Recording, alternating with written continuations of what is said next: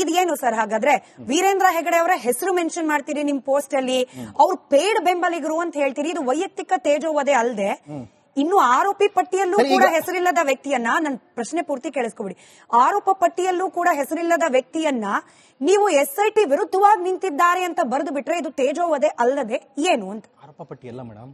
ಈಗ ಅದೇ ಆತ ಮುಸುಕುದಾರಿ ಈಗ ಒಂದು ಸ್ಟೇಟ್ಮೆಂಟ್ ಅನ್ನ ಮಾಡಿದ್ದಾರೆ. ಏನಂತ, ನನಗೆ ಎಣ ಹೂತ್ಲಿಕ್ಕೆ ಹೇಳಿದವ್ರು ಯಾರು ಅಂದ್ರೆ ಧರ್ಮಸ್ಥಳದಲ್ಲಿರುವಂತ ಮಾಹಿತಿ ಕೇಂದ್ರ ಅಂತ. ಸೊ ಧರ್ಮಸ್ಥಳ ಮಾಹಿತಿ ಕೇಂದ್ರದ ಮುಖ್ಯಸ್ಥರು ಯಾರು ಮೇಡಮ್? ಶವ ಸಿಕ್ಲಿ ಫಸ್ಟ್, ಆಮೇಲೆ ಅವ್ನು ಹೇಳಿದ ಸತ್ಯನ ಸುಳ್ಳು ಆಮೇಲೆ ನೋಡೋಣ. ಅಸ್ಥಿ ಪಂಜರ ಎಲ್ಲೋಯ್ತು? ಸರಿ, ಅವನೇ ಹೇಳ್ತಿರಬಾರ್ದು. 1ನೇ ಪಾಯಿಂಟ್ ಅಲ್ಲಿ ಇಷ್ಟು, 2ನೇ ಪಾಯಿಂಟ್ ಅಲ್ಲಿ ಇಷ್ಟು.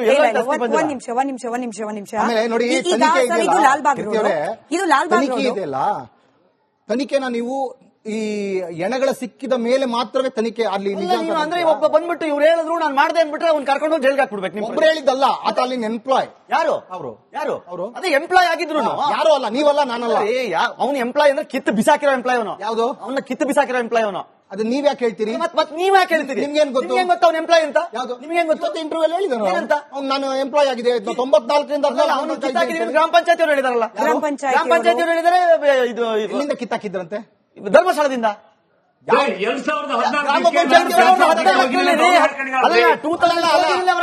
ಧರ್ಮಸ್ಥಳದ ಎಂಪ್ಲಾಯಿ ಗ್ರಾಮ ಪಂಚಾಯತಿ ಅವರು ಕಿತ್ತಾಕಿದ್ರು ಅಂತ ಯಾಕೆ ಸ್ಟೇಟ್ಮೆಂಟ್ ಕೊಟ್ಟರು? ಏನಂತ ಅವ್ನು ಕದೀತಾ ಇದ್ದ, ಕಳತನ ಮಾಡ್ತಿದ್ದ, ಕಿತ್ತು ಬಿಸಾಕಿದ್ವಿ ಅವನ್ನ ಅಂತ. ಧರ್ಮಸ್ಥಳ ಒಂದ್ ವಿಷಯ ಹೇಳ್ತೀನಿ,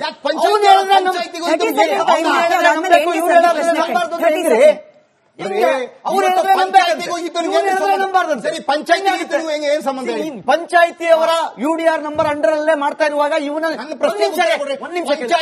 ಏನ್ ಸಂಬಂಧ? ಕೇಳಿಸ್ಕೊಳ್ರಿ, ಉತ್ತರ ಕೊಡ್ತಾ ಇದ್ದೀನಿ. ಕೇಳಿಸ್ಕೋಬೇಕು. ಈಗ 2006ರವರೆಗೆ ಅಲ್ಲಿ ಸ್ಮಶಾನ ಇಲ್ಲ ಅಂತ ಆದ್ಮೇಲೆ, ಒಂದು ಊರಿನಲ್ಲಿ ಸ್ಮಶಾನ ಇಲ್ಲ ಅಂತಂದ್ರೆ ಆ ಗ್ರಾಮ ಪಂಚಾಯತಿಯ ವ್ಯಾಪ್ತಿಯಲ್ಲಿ ಹೆಣ ಹೂಳಕ್ಕೆ ಅಂತ ಸಪರೇಟ್ ಯಾವ ಎಂಪ್ಲಾಯ್ಸ್ ಕೊಡಲ್ಲ ಸರ್ಕಾರದಿಂದ, ಅದಕ್ಕೆ ಹಣ ಕೊಡಲ್ಲ. ಧರ್ಮಸ್ಥಳದವ್ರು ನೇಮಕ ಮಾಡ್ತಾರೆ. ಇದೊಳ್ಳೆ ಧರ್ಮಸ್ಥಳ ಸ್ವಚ್ಛತಾ ಕಾರ್ಯದಲ್ಲಿ ಇದ್ದನ್ನು ಉಪಯೋಗಿಸ್ಕೊಳ್ತಾರ್ರಿ.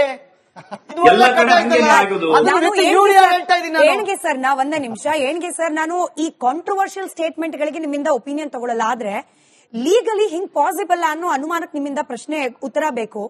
ಈಗ ಧರ್ಮಸ್ಥಳದ ಮಾಹಿತಿ ಕೇಂದ್ರದಿಂದ ನನಗೆ ಶವವನ್ನ ಹೂಳಲಿಕ್ಕೆ ಆದೇಶ ಬರ್ತಿತ್ತು ಅಂತ ಹೇಳಿ ಆತ ಒಂದು ಇಂಟರ್ವ್ಯೂ ಅಲ್ಲಿ ಹೇಳಿದ್ದಾನೆ, ಮಾಸ್ಕ್ ಮ್ಯಾನ್.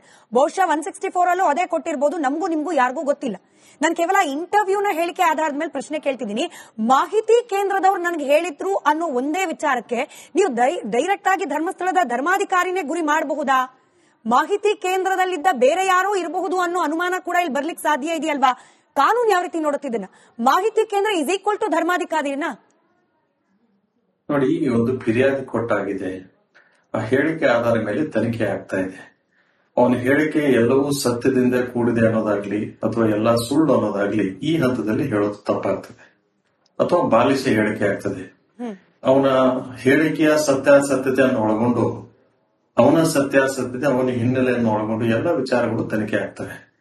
ಇದು ಕೂಗು ಇವತ್ತಿನಿಂದ ಇಲ್ಲ, ಬಹಳ ದಿನದಿಂದ ಇದರಲ್ಲಿ ಸಾಕಷ್ಟು ಅದರಲ್ಲಿ ಕೊಲೆ ಆಗಿದೆ, ಮತ್ತೊಂದಿದೆ ಅಂತ ಹೇಳ್ಬಿಟ್ಟು ತನಿಖೆ ಸಾರ್ವಜನಿಕ ವಲಯದಲ್ಲಿ ಇದ್ದಿದ್ರಿಂದ SIT ರಚನೆ ಮಾಡಬೇಕಾಗಿ ಬಂತು ಸರ್ಕಾರ. ಈಗ SIT ಅವರು ತನಿಖೆ ಮಾಡಬೇಕಾದಾಗ ಅಥವಾ ಕೂತಿರುವಂತ ಹೆಣನ ಅಗಿಬೇಕಾದಾಗ ಯಾವ್ದು ಹೆಣ ಸಿಕ್ಕಿಲ್ಲ ಅಂತ ಹೇಳಿ ನಾವು ನೀವು ಏನ್ ಮಾತಾಡ್ತಾ ಇದೀವೋ ಇಲ್ಲಿ ಒಂದು ಪ್ರಶ್ನೆ ಉದ್ಭವಿಸ್ತದೆ. ಸರ್ಕಾರ ಆಗ್ಲಿ ಅಥವಾ SIT ಆಗ್ಲಿ ಏನಾದ್ರೂ ಇಲ್ಲಿವರೆಗೆ ಅಧಿಕೃತ ಪ್ರಕಟಣೆಯನ್ನು ಹೊರಡಿಸಿದ್ಯಾ? ಏನೂ ಇಲ್ಲ.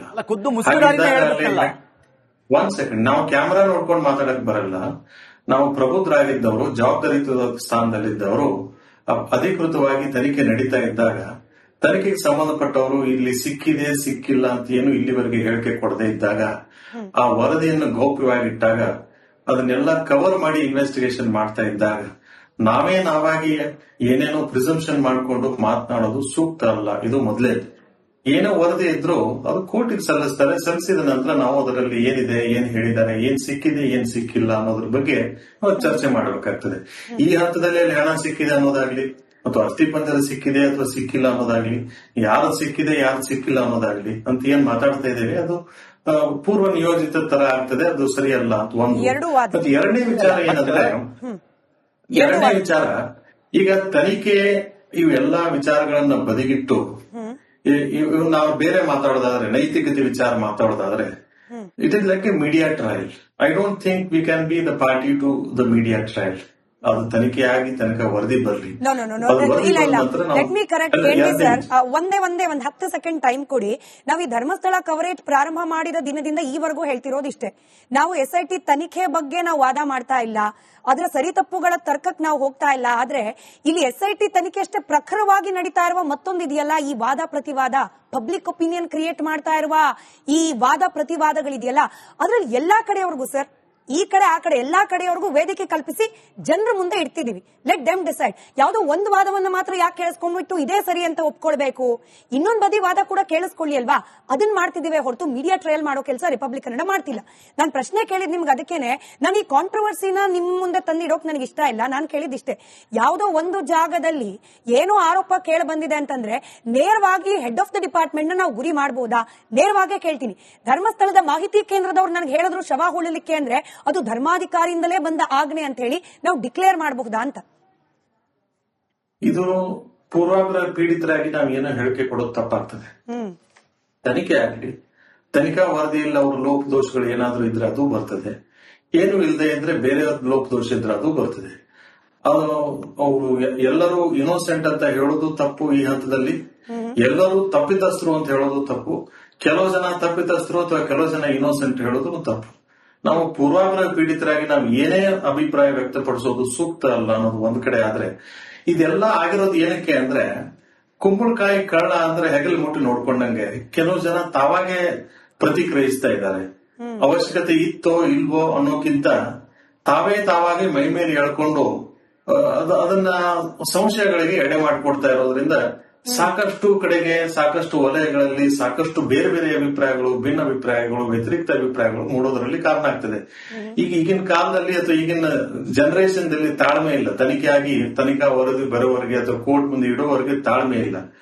ಅವರು ತನಿಖೆ ಮಾಡ್ತಾರೆ ಅಂದ್ರೆ ಅದನ್ನ ವಿರೋಧಿಸುವ ನಿಟ್ಟಿನಲ್ಲಿ ಅಥವಾ ಅದನ್ನ ಇನ್ನೊಬ್ಬರನ್ನ ಬೆಂಬಲಿಸುವ ನಿಟ್ಟಿನಲ್ಲಿ ಏನೇನೋ ಮಾತನಾಡಿ ಬಾಲಿಶ ಹೇಳಿಕೆ ಆಗಲಿ ಅಥವಾ ಬೇಜವಾಬ್ದಾರಿತ ಹೇಳಿಕೆಯಿಂದಾಗ್ಲಿ ಇನ್ನೊಬ್ಬರಿಗೆ ಮುಜುಗರ ತರುತ್ತೆ ಅಥವಾ ಇನ್ನೊಬ್ಬರಿಗೆ ಅದು ಗುರಿ ಮಾಡುತ್ತದೆ ಅನ್ನೋದನ್ನು ಕನಿಷ್ಠ ಪ್ರಜ್ಞೆ ಇಲ್ಲದೆ ಕೆಲವೊಮ್ಮೆ ಏನೇನೋ ಮಾತುಗಳನ್ನು ಹೇಳ್ತಾರೆ ಕೆಲವು ಜನ. ಅದರಿಂದ ತನಿಖೆಗೆ ಅಷ್ಟೇ ಅಲ್ಲ, ಅವರ ವ್ಯಕ್ತಿತ್ವಕ್ಕೂ ಕೂಡ ಕೆಲವೊಂದು ಕುಂದು ಬರ್ತದೆ ಅಂತ ನನ್ನ ಅಭಿಪ್ರಾಯ. ಇವನ್ನೆಲ್ಲ ಸ್ವಲ್ಪ ಹೊರತುಪಡಿಸಬೇಕು ಅಂತ ಹೇಳ್ತೀವಿ.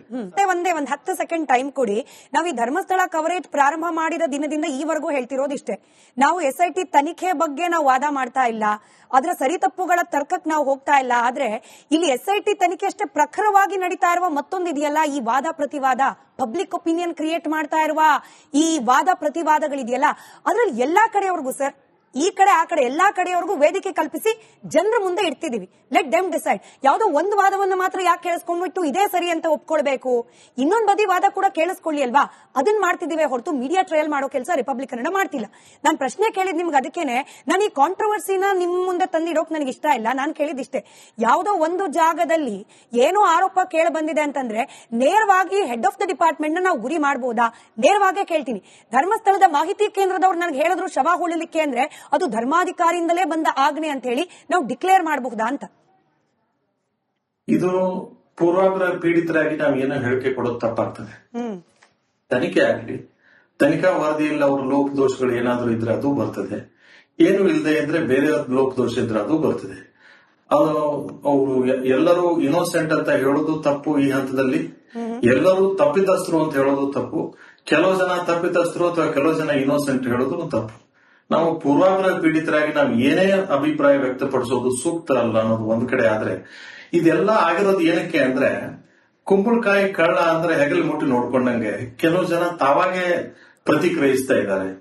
ಅವಶ್ಯಕತೆ ಇತ್ತೋ ಇಲ್ವೋ ಅನ್ನೋಕ್ಕಿಂತ ತಾವಾಗೆ ಮೈ ಮೇಲೆ ಎಳ್ಕೊಂಡು ಅದನ್ನ ಸಂಶಯಗಳಿಗೆ ಎಡೆ ಮಾಡಿಕೊಡ್ತಾ ಇರೋದ್ರಿಂದ ಸಾಕಷ್ಟು ಕಡೆಗೆ, ಸಾಕಷ್ಟು ವಲಯಗಳಲ್ಲಿ ಸಾಕಷ್ಟು ಬೇರೆ ಬೇರೆ ಅಭಿಪ್ರಾಯಗಳು, ಭಿನ್ನ ಅಭಿಪ್ರಾಯಗಳು, ವ್ಯತಿರಿಕ್ತ ಅಭಿಪ್ರಾಯಗಳು ಮೂಡೋದ್ರಲ್ಲಿ ಕಾರಣ ಆಗ್ತದೆ. ಈಗಿನ ಕಾಲದಲ್ಲಿ ಅಥವಾ ಈಗಿನ ಜನರೇಷನ್ ದಲ್ಲಿ ತಾಳ್ಮೆ ಇಲ್ಲ. ತನಿಖಾ ವರದಿ ಬರೋವರೆಗೆ ಅಥವಾ ಕೋರ್ಟ್ ಮುಂದೆ ಇಡೋವರೆಗೆ ತಾಳ್ಮೆ ಇಲ್ಲ. ಅವರು ತನಿಖೆ ಮಾಡ್ತಾರೆ ಅಂದ್ರೆ ಅದನ್ನ ವಿರೋಧಿಸುವ ನಿಟ್ಟಿನಲ್ಲಿ ಅಥವಾ ಅದನ್ನ ಇನ್ನೊಬ್ಬರನ್ನ ಬೆಂಬಲಿಸುವ ನಿಟ್ಟಿನಲ್ಲಿ ಏನೇನೋ ಮಾತನಾಡಿ ಬಾಲಿಶ ಹೇಳಿಕೆ ಆಗಲಿ ಅಥವಾ ಬೇಜವಾಬ್ದಾರಿತ ಹೇಳಿಕೆಯಿಂದಾಗ್ಲಿ ಇನ್ನೊಬ್ಬರಿಗೆ ಮುಜುಗರ ತರುತ್ತೆ ಅಥವಾ ಇನ್ನೊಬ್ಬರಿಗೆ ಅದು ಗುರಿ ಮಾಡುತ್ತದೆ ಅನ್ನೋದನ್ನು ಕನಿಷ್ಠ ಪ್ರಜ್ಞೆ ಇಲ್ಲದೆ ಕೆಲವೊಮ್ಮೆ ಏನೇನೋ ಮಾತುಗಳನ್ನು ಹೇಳ್ತಾರೆ ಕೆಲವು ಜನ. ಅದರಿಂದ ತನಿಖೆಗೆ ಅಷ್ಟೇ ಅಲ್ಲ, ಅವರ ವ್ಯಕ್ತಿತ್ವಕ್ಕೂ ಕೂಡ ಕೆಲವೊಂದು ಕುಂದು ಬರ್ತದೆ ಅಂತ ನನ್ನ ಅಭಿಪ್ರಾಯ. ಇವನ್ನೆಲ್ಲ ಸ್ವಲ್ಪ ಹೊರತುಪಡಿಸಬೇಕು ಅಂತ ಹೇಳ್ತೀನಿ.